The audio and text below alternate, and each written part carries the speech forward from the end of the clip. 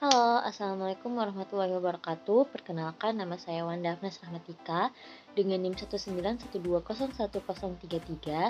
Di sini saya akan menjelaskan bagaimana sih upaya perbanyakan tanaman jenis timur kapus longan atau yang biasa kita sebut dengan kelengkeng. Nah, langsung saja kita ke pembahasannya. So, happy watching!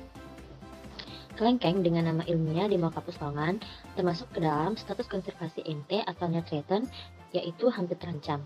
Dengan kata lain, kategori status konservasi ini ditujukan untuk spesies yang mungkin berada dalam keadaan terancam punah ataupun mendekati terancam punah.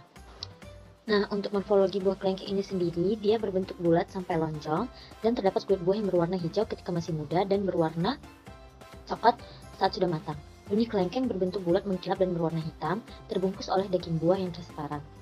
Untuk tanaman ini sendiri telah menyebar ke Indochina seperti Thailand, Taiwan, Laos, Vietnam, dan Kambodia, Malaysia, India, dan khususnya di Indonesia. Tanaman kelengkeng berasal dari daerah subtropis dan tanaman ini mampu tumbuh dan berproduksi dengan baik di daerah tropis Indonesia. Untuk suhu ideal kelengkeng bagi pertumbuhannya yaitu antara 20-33 derajat Celcius pada siang hari dan 15-22 derajat Celcius pada malam hari. Tanaman kelengkeng dapat tumbuh dan berproduksi dengan baik pada dataran rendah yang bersuhu panas. Untuk kelembapan udara yang ideal bagi pertumbuhan tanaman kelengkeng ini adalah antara 65-90% dengan curah hujan berkisar antara 2.500 sampai 4.000 mm per tahun. Dan jenis tanah yang cocok bagi tanaman kelengkeng yaitu lempung dan pasir, serta mengandung zat organik.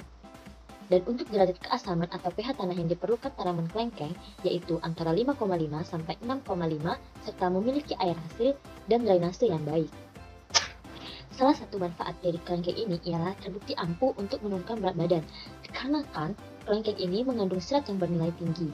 Dan juga, kelengkeng dapat membantu mengeluarkan kalori dan melancarkan pencernaan.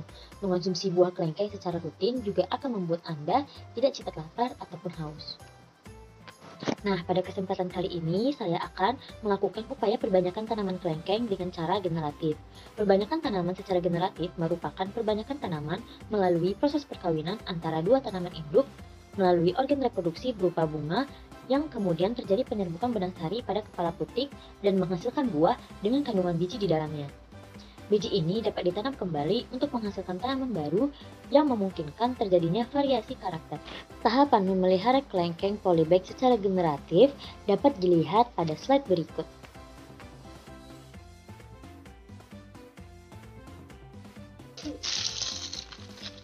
Pengolahan pasca panen tanaman mengobat merupakan suatu perlakuan yang pada hasil panen hingga produk tidak dikonsumsi atau menjadi sia-sia bahan.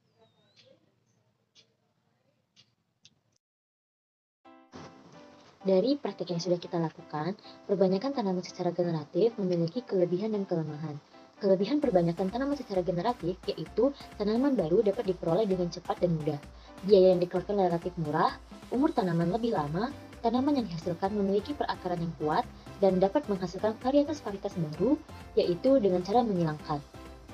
Untuk sedangkan kelemahan perbanyakan tanaman secara generatif ini sendiri adalah tanaman baru yang dihasilkan belum tentu memiliki sifat yang sama dengan induknya. Varietas yang baru muncul belum tentu lebih baik.